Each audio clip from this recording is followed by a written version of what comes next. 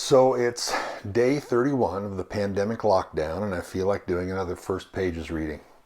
Today is the Ray Bradbury novel, The Martian Chronicles, which was one of my favorite books when I was in high school.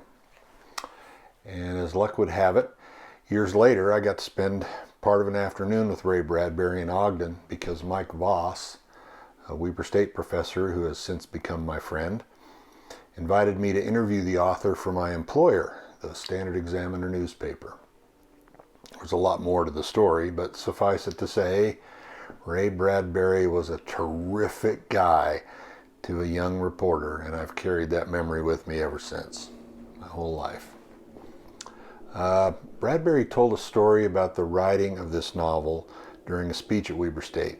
He said he didn't own a typewriter at the time, and so he used a coin-operated electric typewriter in the basement of his local library, if I'm remembering right.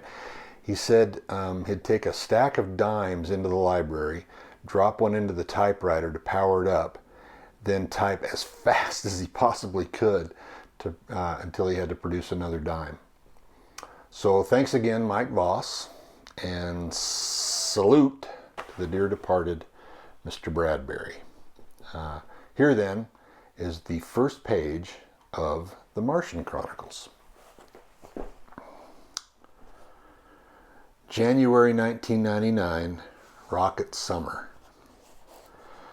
1 minute it was Ohio winter, with doors closed, windows locked, the panes blind with frost, icicles fringing every roof, children skiing on slopes, housewives lumbering like great black bears in their furs along the icy streets.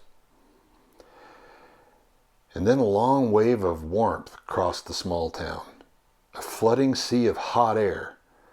It seemed as if someone had left a bakery door open. The heat pulsed among the cottages and bushes and children. The icicles dropped, shattering to melt.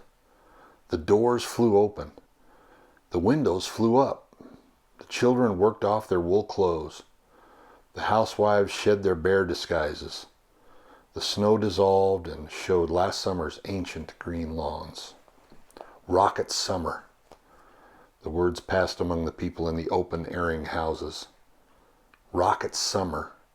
The warm desert air changing the frost patterns on the windows, erasing the artwork.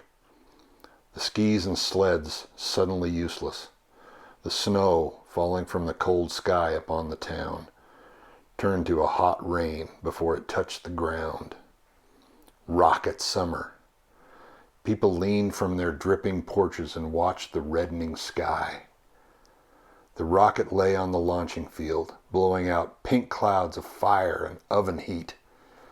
The rocket stood in the cold winter morning, making summer with every breath of its mighty exhausts. The rocket made climates, and summer lay for a brief moment upon the land.